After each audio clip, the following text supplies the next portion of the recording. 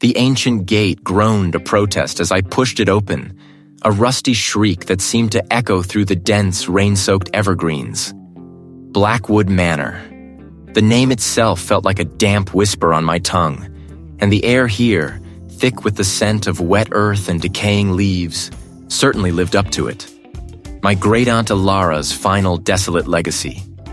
The gravel drive, choked with moss and fallen needles, crunched under the tires of my old sedan. Sunlight, what little there was in this perpetually overcast corner of the Pacific Northwest, struggled to pierce the canopy of colossal firs and hemlocks. They stood like silent, watchful giants, their branches heavy with mist.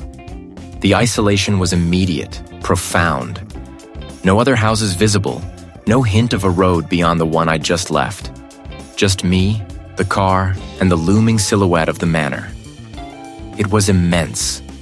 A sprawling Gothic beast of dark timber and gray stone, its gables sharp and numerous, its windows like vacant eyes staring out from under heavy brows of ivy. Some panes were shattered, jagged teeth in a gaping maw. Others were coated in a thick green film, blurring whatever lay beyond.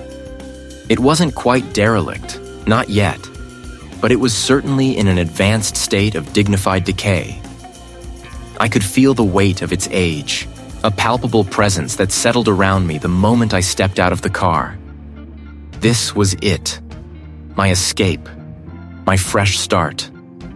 A place to breathe again, away from the stifling pity and the ghost of what I'd lost. The front door, a monstrous slab of oak studded with iron, offered little resistance. The lock, surprisingly, was still functional, though it complained with a metallic groan that made my teeth ache. I fumbled for my phone, its flashlight beam a weak, trembling spear against the encroaching gloom.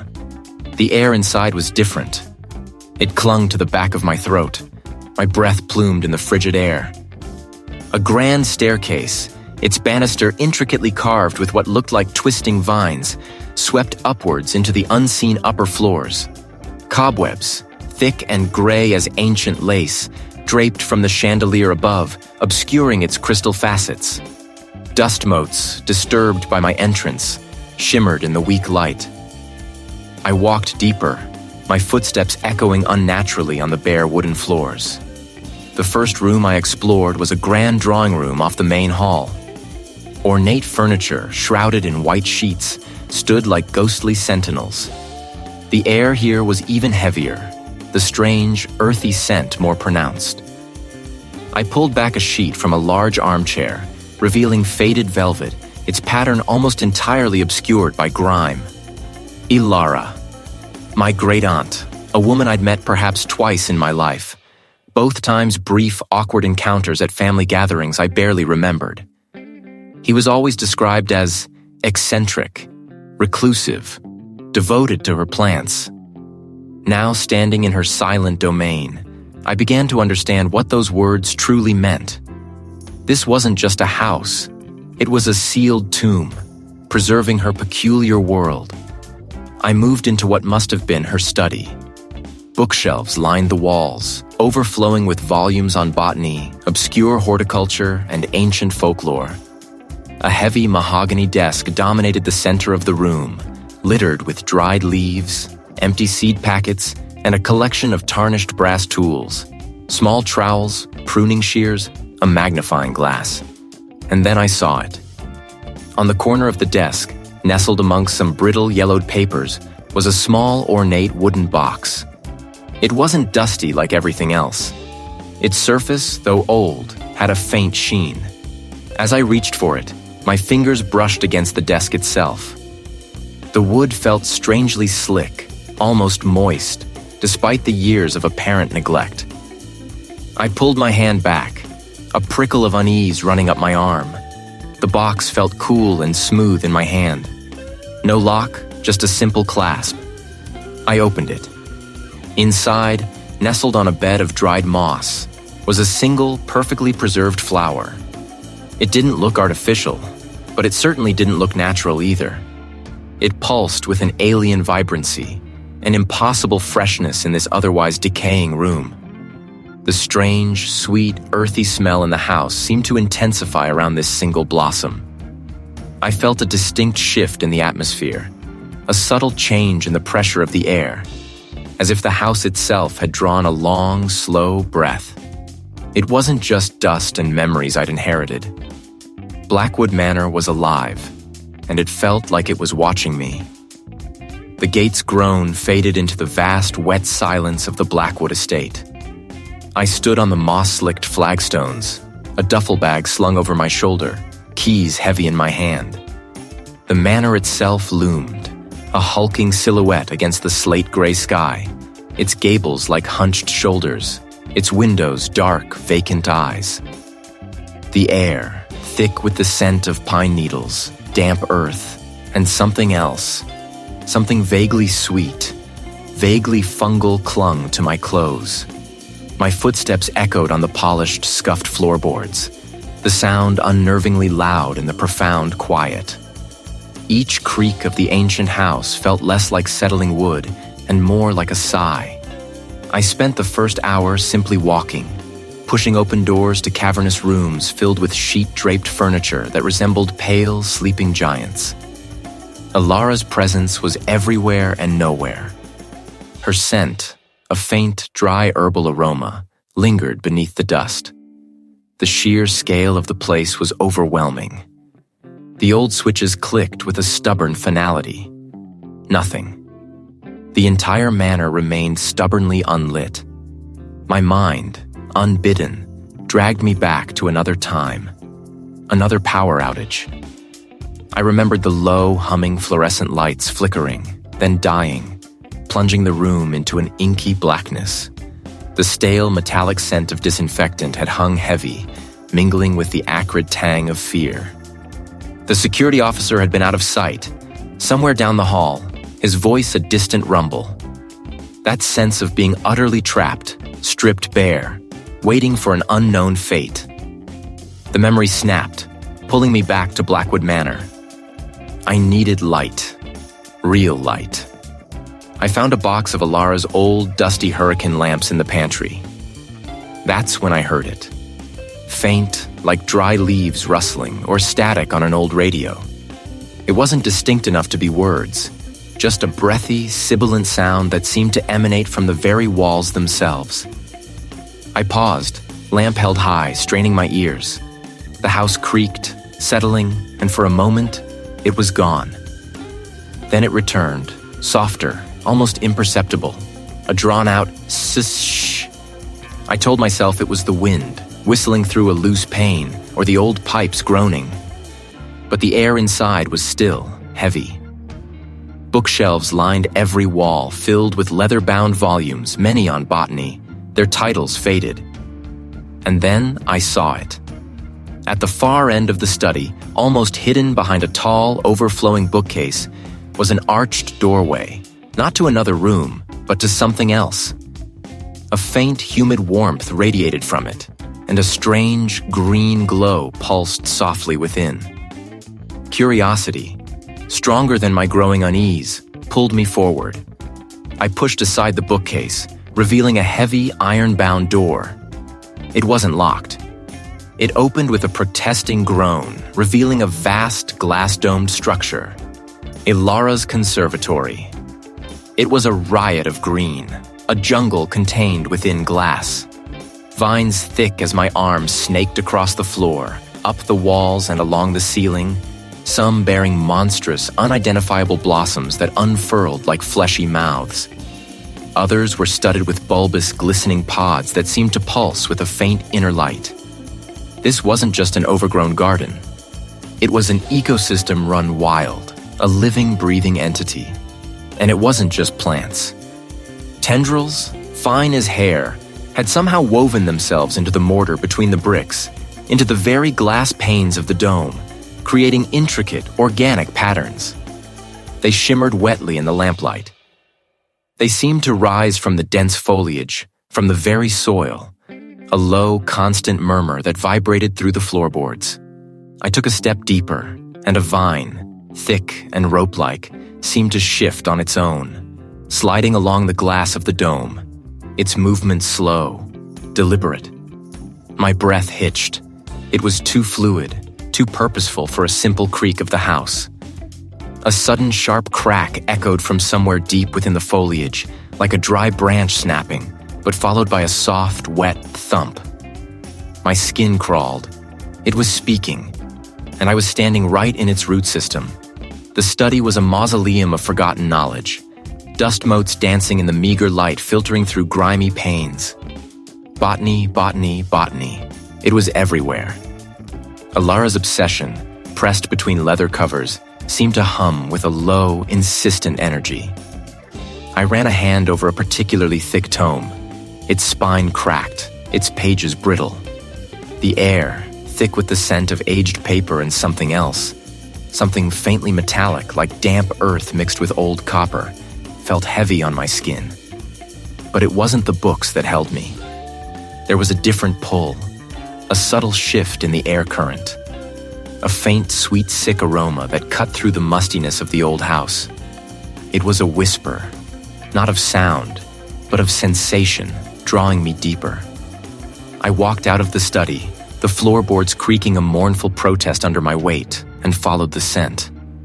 It grew stronger, leading me down a narrow corridor I hadn't noticed before, one that seemed to have been added as an afterthought, almost consumed by the house's ancient embrace.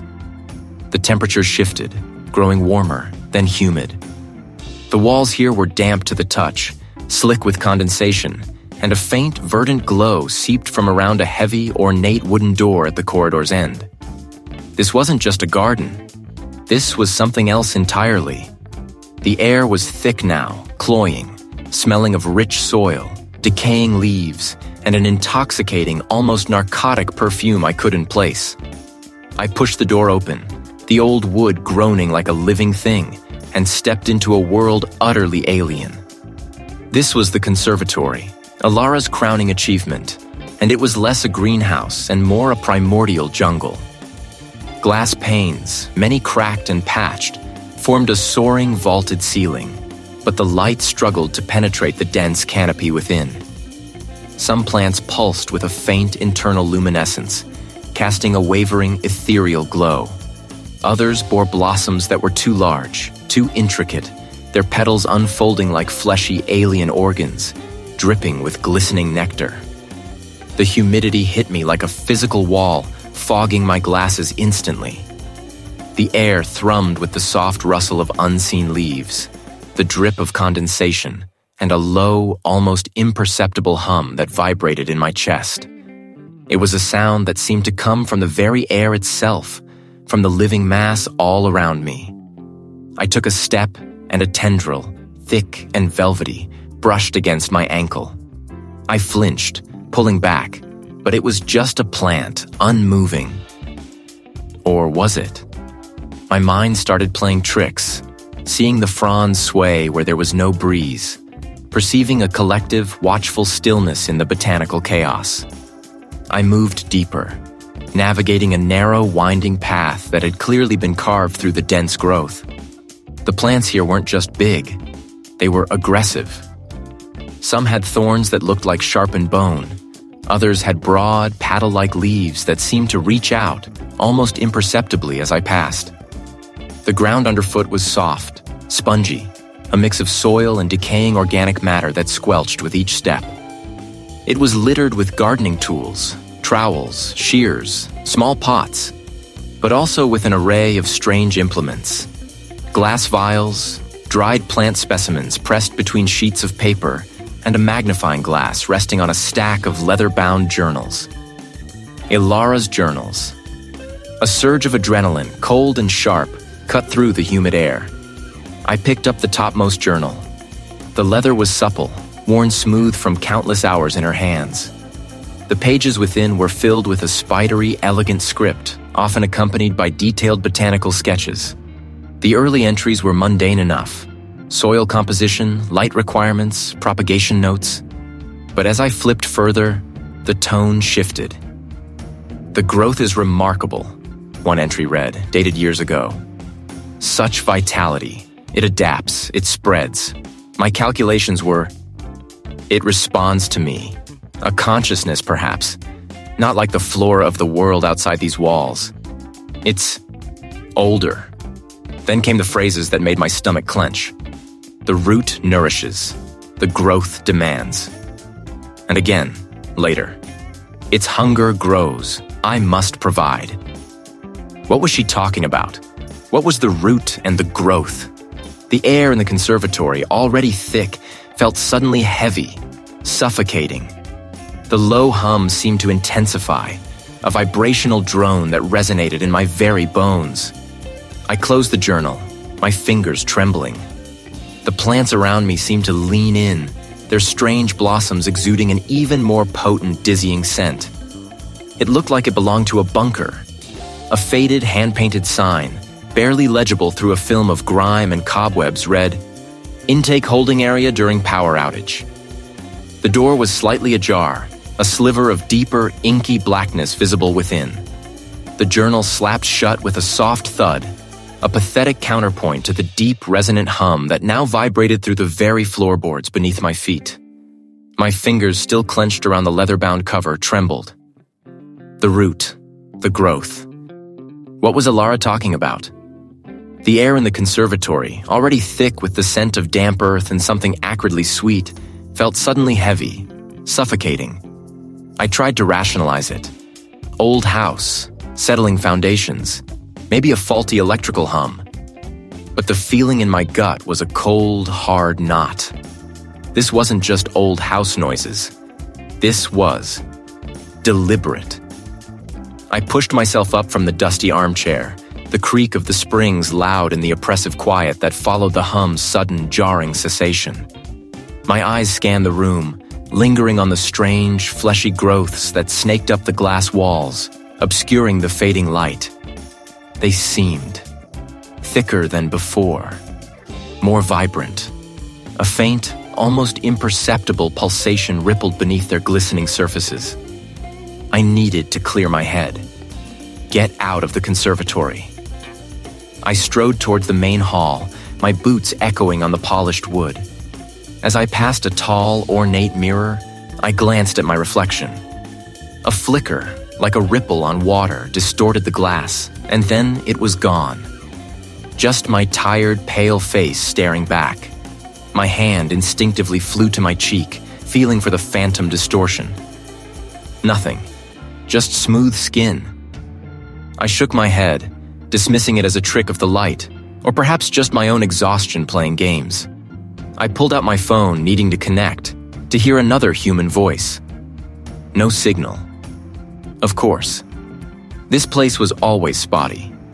But usually, if I stood by the big bay window in the drawing room, I could catch a bar or two. I tried the drawing room. The screen remained stubbornly blank, displaying only the no service icon. I walked to the kitchen, then the library, then even ventured into the dusty, unused billiards room, holding the phone aloft like a divining rod. Still nothing. It was as if the house itself was actively severing my connection, cutting me off. A determined frown creased my brow. This wasn't right. The satellite dish on the roof, the one the old caretaker had pointed out, should at least give me some data. Maybe something was interfering. The manor had an old, sprawling sub-basement, a labyrinth of pipes and conduits. I remembered seeing a dusty map near the fuse box in the pantry. It indicated a specific utility access point, a sort of central hub for the estate's antiquated systems. Armed with a heavy-duty flashlight, I descended into the depths of the manor. The stairs creaked under my weight, each step a protest against my intrusion. I found the door marked Utility Access, a heavy, steel-plated thing, surprisingly modern for this ancient house.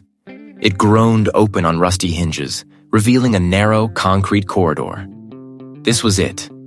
A long, sterile tunnel, lit by a single flickering bulb far down the passage.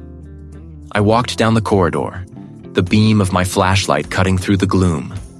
The flickering bulb died with a soft pop. My flashlight, my only source of light, suddenly felt heavy, dead in my hand. I clicked the button, frantically, repeatedly. The batteries, I realized with a sickening lurch, had been fresh this morning. A profound, suffocating blackness swallowed me whole. I was in a concrete tunnel, somewhere deep beneath the manor, and the power was out. The air here was still, thick with the scent of ozone and something metallic, like old blood. Then I heard it. A faint scraping sound just at the edge of my hearing, from behind me. I spun around, my heart hammering against my ribs, but the scraping continued, closer now. It wasn't the sound of a rodent. It was a slow, deliberate drag, like something heavy being pulled across the concrete floor. I wasn't just isolated, I was hunted. This wasn't my imagination. This wasn't fatigue. The house wasn't just closing in, it was actively watching. It was moving. The deep hum from the floorboards had receded by morning, or perhaps I'd simply become accustomed to its low thrum, like a persistent internal tremor. But the journal's words, Elara's frantic scrawl about the root and the growth, they hadn't receded at all. They'd burrowed in, festering. I'd spent the rest of the previous evening trying to make sense of them, pacing the library, the words echoing in my head until the shadows in the corners seemed to writhe with their own dark meaning. Sleep, when it finally came, was a fractured thing. I dreamt of the conservatory, but it was no longer a glass house. It was a maw, its panes of glass replaced by slick, translucent membranes that pulsed with a faint, sickly green light. The plants inside, those grotesque, bulbous things, reached out with tendrils that were too long, too eager. They weren't just growing, they were watching. Elara was there, a distant spectral figure, her back to me, tending to a central mass that throbbed like a monstrous heart. I couldn't see her face, but I felt her profound, terrible absorption. Then, a voice, not hers, but something ancient and deep, whispered my name, and the tendrils lunged. The next day, the unease clung to me like a damp shroud. A fleeting glimpse of movement in the hall, a shape that dissolved the moment I turned my head. I tried to dismiss it, to attribute it to exhaustion and the lingering shock of Elara's journal. Blake, I told myself, you're letting this place get to you. But the rationalizations felt thin, brittle. My determination, though, hadn't completely eroded. If Elara was talking about a root, then I needed to find it. I started methodically searching the manor's deeper, less explored sections. The main living areas were grand, but relatively sane. It was in the forgotten utility passages, the winding service corridors that snaked beneath the main floors, that the house's true nature began to reveal itself. I pushed open a heavy, rusted metal door I'd never noticed before, tucked away behind a stack of forgotten crates in a dusty storage room. It groaned, a sound like a dying beast. Beyond it lay a narrow, sloping passage, unlit and reeking of damp. The hum, which had been a background drone, intensified here, vibrating up through my boots. The passage opened into a vast, cavernous space. It was an old, disused section of the estate, clearly built for some forgotten industrial purpose. The air was thick with the scent of decay and something else, something sharp and acrid. This, I realized with a jolt, must have been some kind of processing or storage area for Elara's more extensive botanical experiments, or perhaps even something predating her, an old utilitarian space. Just as the thought solidified, a low, guttural groan echoed through the space, not from the house, but from the very infrastructure. The light from my phone flickered, then died.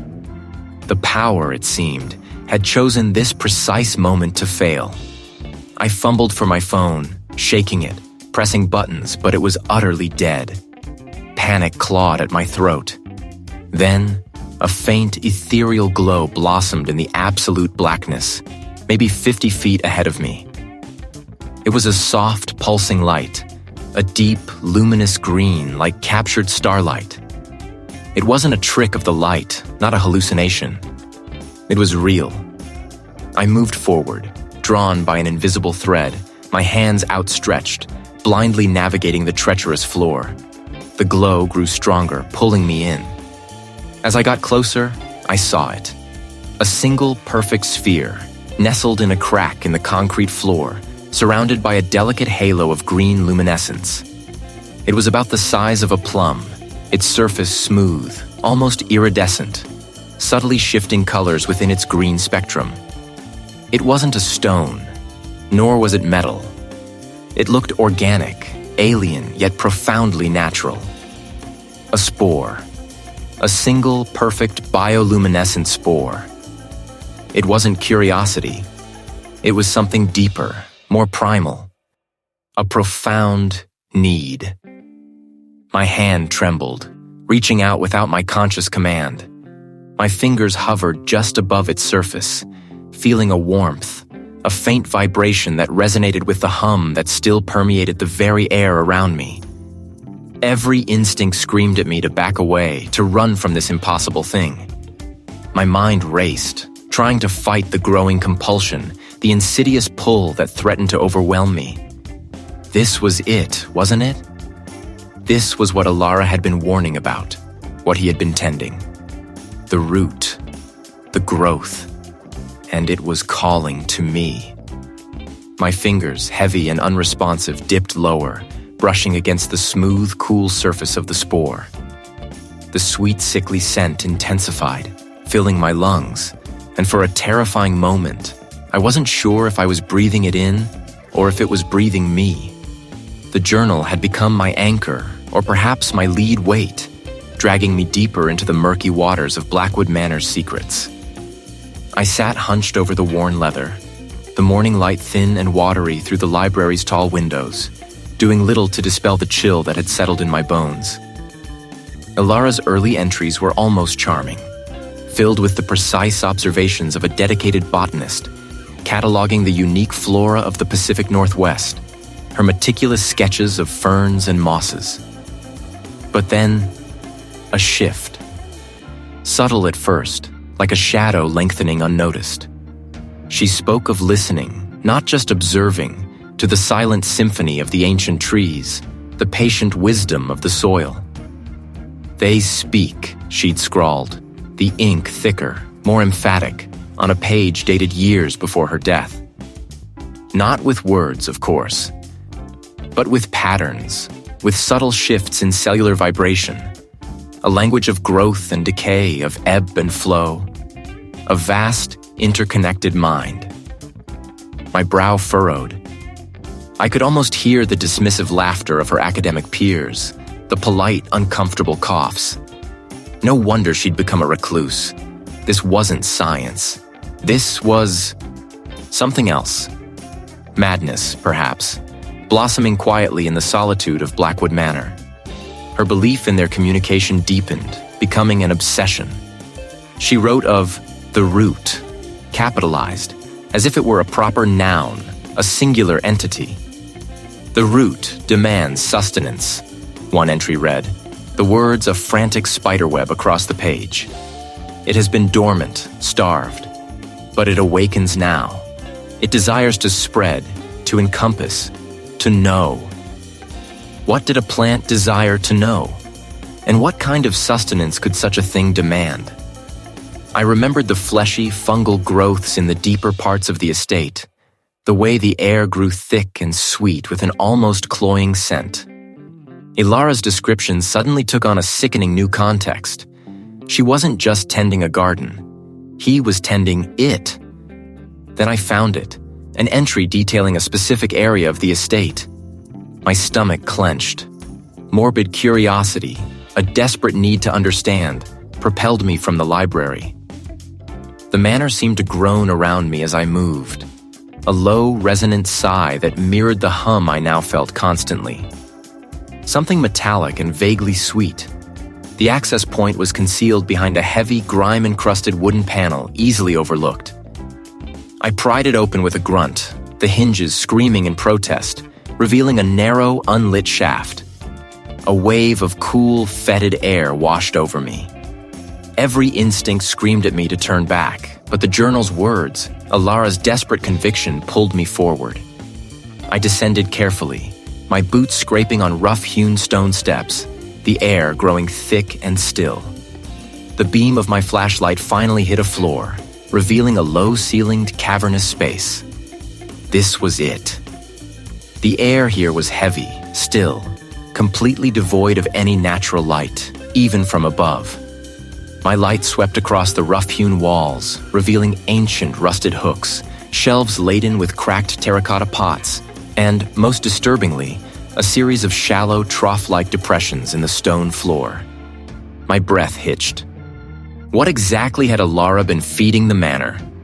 Then, the lights flickered above me, a single bare bulb in the distant ceiling, before dying completely.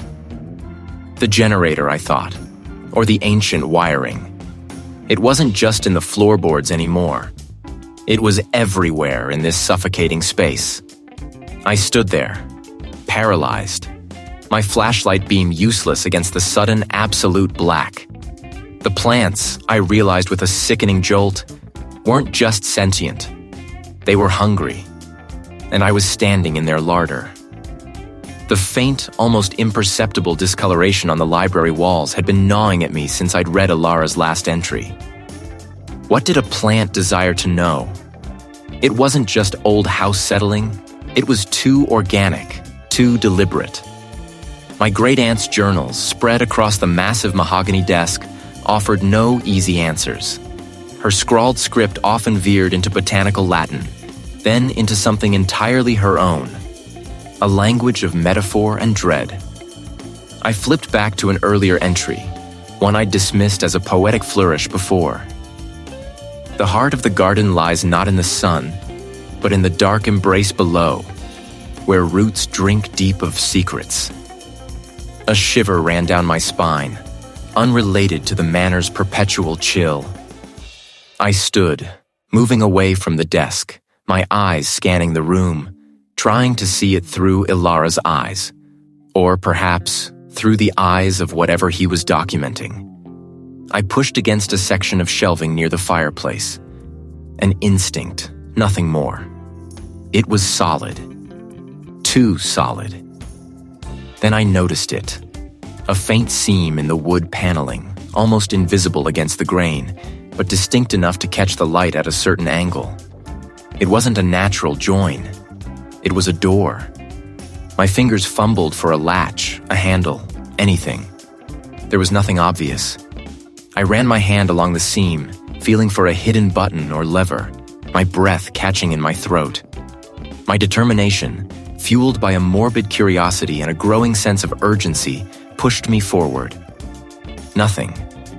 I tried again, pressing harder, leaning into it, almost willing it to open. A rush of air, thick and earthy, hit me. I pulled out my phone, its flashlight beam a weak spear against the gloom. The passage was narrow, descending steeply into the earth. Rough-hewn stone walls, slick with condensation, glistened under the light. Roots, thick as my arm, snaked across the floor, forming a treacherous organic staircase. The descent was long, twisting and turning, disorienting me completely. I lost track of time, of direction, of everything but the relentless downward pull and the growing sense of wrongness. The roots became thicker, matted together, forming a living tunnel. My phone's light, now almost useless, was swallowed by the sheer scale of it. But there was another light here, a pervasive, sickly green glow that emanated from the very walls, the ceiling, the floor. This wasn't a natural cave. It was an excavated space, but whatever had been held here now was the space. Before me, stretching into the green-tinged gloom, was an unimaginable network of roots, veins, and fungal growths. They weren't just on the walls. They were the walls, the ceiling, the floor. Some of the roots were as thick as tree trunks, others as fine as capillaries, all interwoven into a complex, terrifying tapestry. It was the sound of something vast, something ancient, something living. My gaze followed the grotesque tendrils. They converged on a central mass, a colossal, pulsating heart of organic matter that dominated the far end of the chamber. It was a monstrous, fleshy knot, riddled with glowing fissures, from which a viscous amber liquid slowly oozed and dripped, collecting in shallow pools on the floor. The liquid shimmered, reflecting the sickly green light, and steam rose from it in thin, ghostly tendrils. This wasn't a garden. This was something else entirely. This was a central nervous system, a digestive tract, a circulatory system. This was the true heart of Blackwood Manor, not merely beneath it, but of it. The house didn't just contain this thing. It was this thing. Elara hadn't just been tending a garden. She'd been feeding a colossal subterranean entity, and the manor itself was its vast, sprawling body. The sustenance Elara had written about, the secrets the roots drank deep of. What had she been feeding it? What had it truly consumed over the decades? And if it had consumed her, what did it hunger for now? I stood there, paralyzed, the humid air pressing in on me, the low thrumming of the living architecture reverberating through my chest. I was no longer an observer. This wasn't part of the manor's grand design. This was something forgotten, something buried. I hesitated, the air from the passage cold against my face, carrying a whisper that might have been the house settling or something less benign. My pulse quickened, a drumbeat against my ribs, but the nagging curiosity, the need to understand Elara's secrets, pushed me forward. I ducked low, my shoulders brushing the rough stone, and stepped into the hidden passage. The sweet decay grew stronger, cloying, like overripe fruit left too long in a forgotten pantry. They pulsed faintly, a slow, almost imperceptible rhythm that I felt more than saw. Minutes stretched into an eternity. The passage twisted, the air growing warmer, heavier, until it felt like breathing liquid. The tendrils on the walls became more pronounced, thicker, like swollen veins, branching and intertwining. They exuded a faint, sticky sap that caught the light, gleaming wetly. My mind, already frayed by the manor's pervasive presence, began to play tricks. In the flickering periphery of my vision, the tendrils seemed to writhe, to reach, to beckon. I shook my head, trying to clear the fog, but it clung stubbornly. Finally, the passage opened into a larger chamber. Stone arches, once robust, were choked with massive fibrous growths, the color of bruised plums and deep forest green. These weren't mere vines. They were thick, rope-like structures, some as wide as my torso, snaking across the floor, up the walls, and across the high, vaulted ceiling. The air here was even thicker, heavy with the cloying sweetness, now tinged with a metallic tang, like old blood. It wasn't a sound from outside. It was coming from within the growths themselves. Then I saw them. Along the far wall, nestled within enormous cocoon-like masses of the growth, were shapes. Indistinct at first, shrouded by the pulsing tendrils, but as my light lingered, they resolved into horrifying clarity. They were forms, roughly human-sized, encased and absorbed. Not bones, not just husks, but something organic, suspended, slowly being consumed or transformed. One shape in particular caught my gaze. It was slumped, head bowed, and from its shoulders, the growths erupted, forming a grotesque parody of a blossoming flower, its petals made of twisted flesh and fibrous material. My stomach lurched. He had been tending this. This was the something else, and these were its unfortunate offerings. A whisper in my mind, not a voice, but a feeling, began to unfurl. It was a sense of profound peace, of belonging. You are home, Blake. You are part of us now. My vision blurred. The pulsing growths on the walls seemed to coalesce, to form faces. Not the faces of strangers, but the faces of my past. My wife, her eyes wide and pleading, her skin mottled with the same purplish-green hues of the growths around me.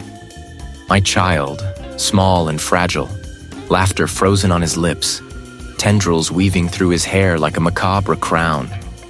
They were crying, silent screams twisting their features, but their eyes, those vacant, consumed eyes, held that same unsettling peace I was beginning to feel. No, I choked, my voice a ragged whisper in the echoing chamber. Not them. This isn't real. But the line between reality and hallucination was eroding, dissolving like sugar in hot tea. The thrumming intensified, a rhythmic beat that matched the frantic pulse in my own head. The sweet, sickly smell was no longer repulsive. It was intoxicating, drawing me in. The warmth spread from my core, through my limbs, tingling at my fingertips. I saw myself, standing amidst the cocoons, my own skin beginning to show the faint, purplish discoloration, my hand outstretched, reaching for one of the fibrous growths. It felt right, to merge, to become part of this vast, interconnected consciousness, to shed the pain, the grief, the crushing weight of my past. The manor wasn't just hungry. It was offering solace, a terrible, beautiful oblivion. My determination, once a steady flame, flickered erratically. I was Blake. I was here to fight this, to understand. Let go, Blake. Join us. You belong here. We are one. The faces of my loved ones, contorted in their silent agony, smiled at me, their eyes now full of that same seductive, empty peace. My knees felt weak. My hand, still outstretched, felt a strange, magnetic draw towards the nearest cocoon. My mind was a battlefield, my identity dissolving, piece by agonizing piece, into the overwhelming, comforting hum of Blackwood Manor. I was sinking, and part of me, the most terrified, exhausted part, wanted to let it happen. My head throbbed, a dull, relentless ache that echoed the deeper thrumming beneath my skin. Where was I? The last thing I remembered was the intoxicating warmth, the sweet, cloying perfume of the conservatory. Elara's face, or what I thought was Elara's face, twisting in the fungal shadows. Now it was just concrete and metal. Each blink plunged the narrow, sterile space into deeper gloom, then pulled it back into a distorted, jaundiced reality.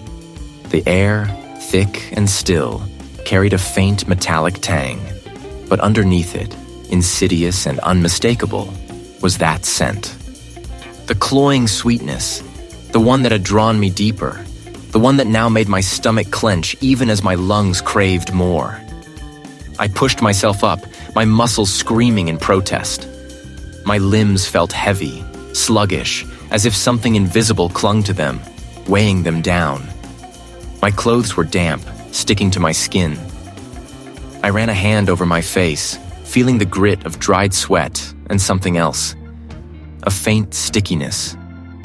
My fingers came away stained with a greenish-brown residue. This wasn't right. I wasn't supposed to be here. I was supposed to be severing the connection, the conservatory. That was the root, the heart of it all. If I could just destroy it. My eyes scanned the cramped space. Metal barred doors, heavy and unyielding, lined one side.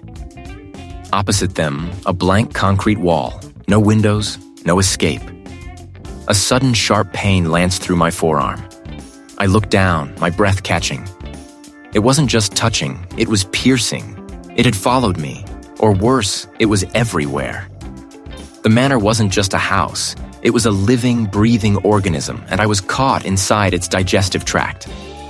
I ripped the tendril away with a cry, feeling a searing burn. My mind raced, desperate. I had to fight. I looked around wildly for anything, a tool, a weapon. My gaze fell on a loose piece of rebar sticking out from a crumbling section of the wall near the floor. It was rusted, jagged, but it was solid. With a grunt, I pulled at it, the metal groaning in protest.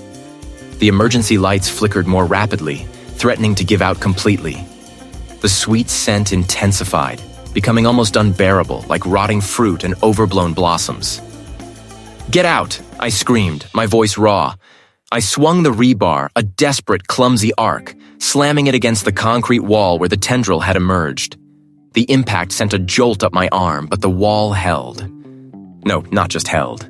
It seemed to absorb the blow. A faint, greenish-black ooze seeped from the crack, smelling like damp earth and something else. Something alive and ancient. More tendrils, thicker now, pushed through other cracks, emerging from the floor, from the ceiling. They writhed, slow and deliberate, reaching for me like hungry fingers. They were no longer just thin vines.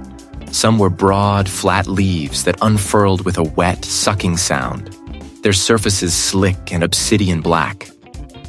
Others were thorny, barbed, their tips glistening with that same sticky greenish-brown residue. I swung again, a frantic, animalistic roar tearing from my throat. I shattered a few of the smaller tendrils, but they simply recoiled, then pushed forward again, seemingly unharmed. The air grew heavy, humid, the temperature rising unnaturally. A hallucination? A dream? The line blurred, dissolved. I saw Elara's eyes in the unfurling leaves, her smile in the thorny barbs. It always finds a way to grow. My strength was failing. The thrumming was now a deafening roar in my ears, and the sweet scent was intoxicating, overwhelming my senses, making my head swim. I stumbled, falling to my knees as a thick root-like growth erupted from the floor beside me, coiling around my ankle.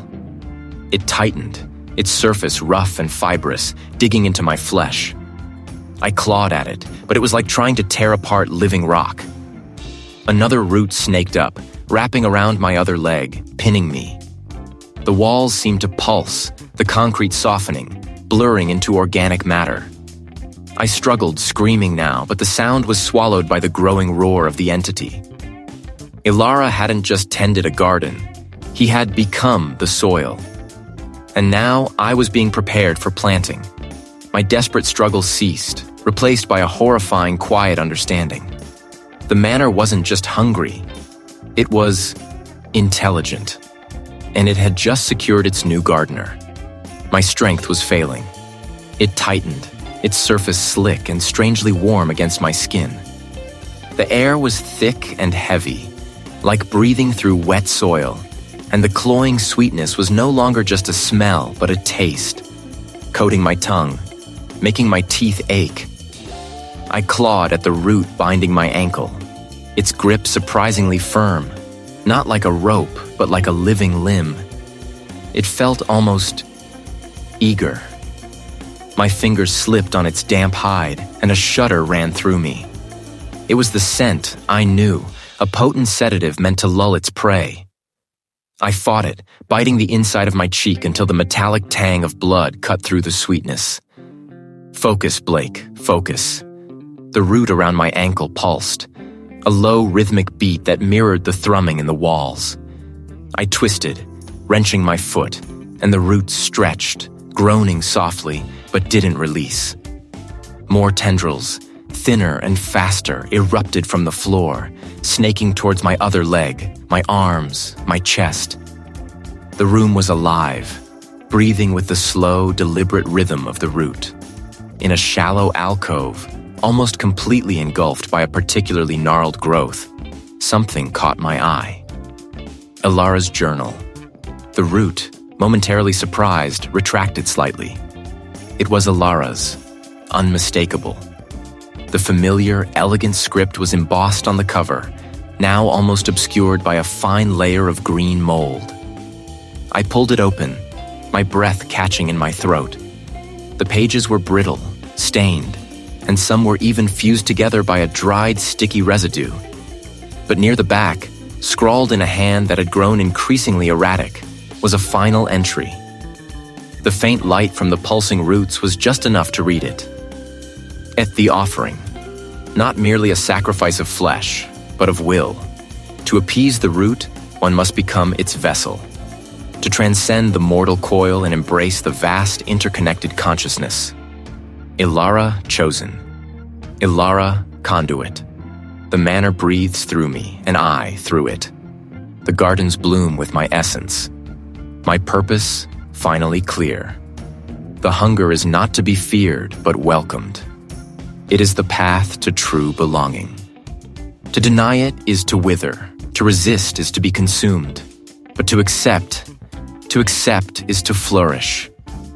The ritual demands a willing heart, a mind prepared to shed its old self, to merge, to become the root. Elara, my great-aunt. She wasn't just a victim, trapped and consumed. He had chosen this. She hadn't been fighting for her life. He had been preparing for this grotesque communion. The journal slipped from my numb fingers, landing with a soft thud on the floor. This wasn't just a place to hold things. It was a place of transformation, of assimilation.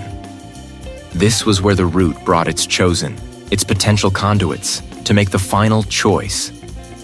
The thrumming intensified, vibrating through the concrete floor, up my legs, into my very core. The sweet, cloying scent intensified too, a thick, living fog that pressed against my lungs. The roots, no longer merely snaking, now writhed and pulsed, growing visibly thicker, taller, forming an organic cage around me. They were not just trying to bind me.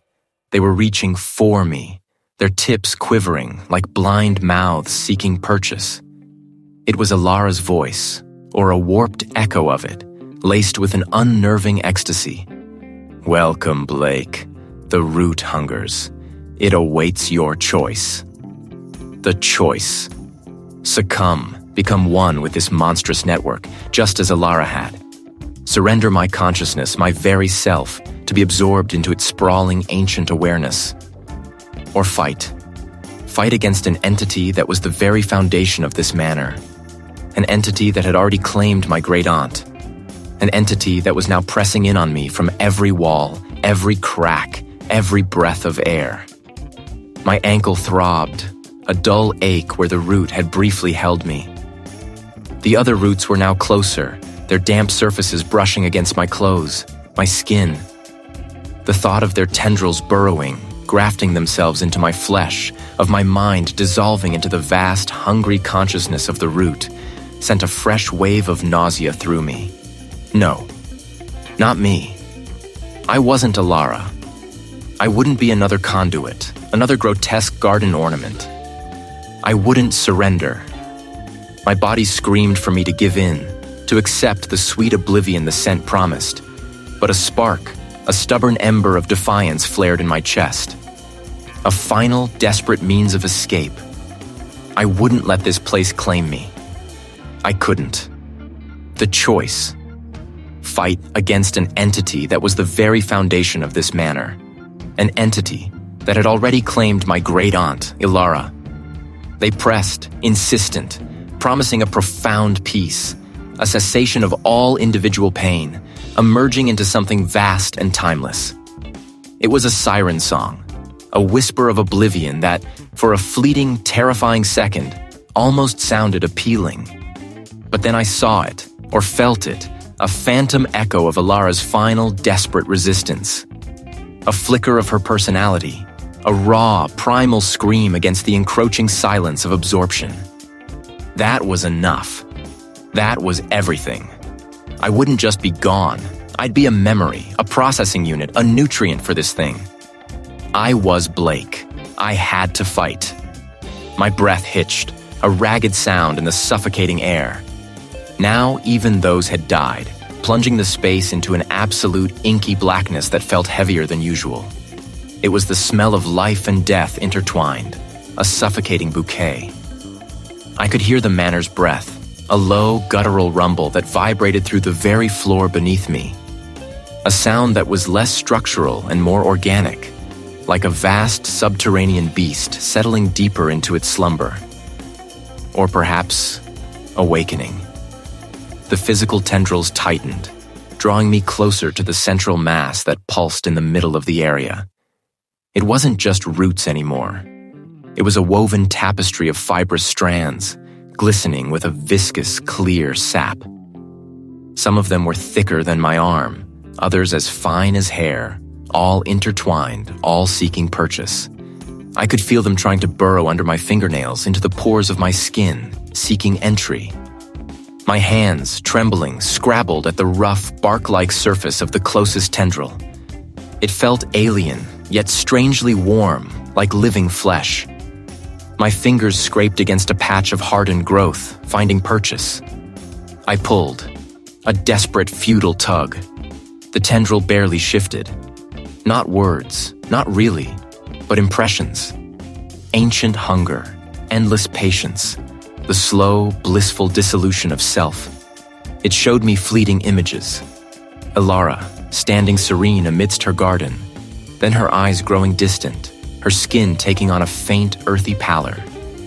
Her hands, once delicate, now strong, digging deeper, tending to the roots as if they were extensions of her own body. She hadn't been tending a garden. He had become the garden's consciousness. He was still here, a part of this collective awareness, a ghost in the machine, and he was urging me to join her. A wave of dizziness washed over me, the world tilting. My knees buckled. This wasn't just a plant. This was an intelligence, vast and ancient.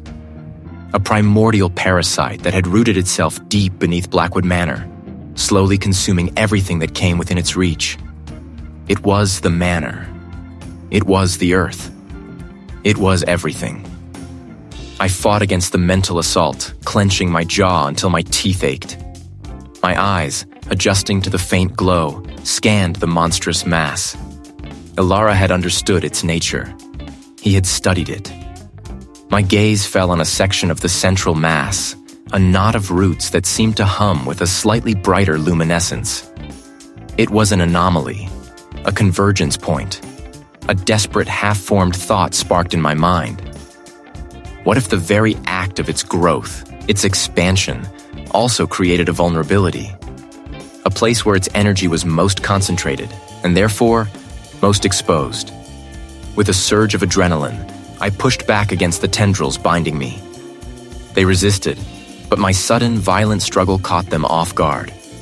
I wrenched one leg free, then the other, stumbling towards the glowing knot.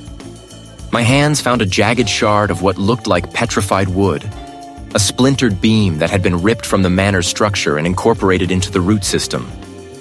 It was sharp, cruel. The tendrils around me thrashed, some lashing out, others trying to rebind me. I ignored the stinging blows, the scrapes on my arms. My focus narrowed to that glowing core. It was the nerve center, the heart. With a guttural cry, I plunged the jagged shard into the pulsing, luminous knot. A searing pain, not physical but utterly raw, exploded through my mind. It was a scream of agony that wasn't mine, yet resonated through every fiber of my being. The greenish light pulsed violently, then dimmed, then flared again, an angry, wounded light. The manor groaned, a sound of immense distress, and for a moment, I thought the very walls would collapse. The tendrils binding me went slack, then retracted with a sudden, violent snap. I fell back, gasping, the shard still clutched in my hand, dripping with the viscous sap that now glowed a faint, sickly yellow. The mental assault retreated, replaced by a dull, throbbing ache behind my eyes. I felt a connection had been severed, a deep, primal tearing.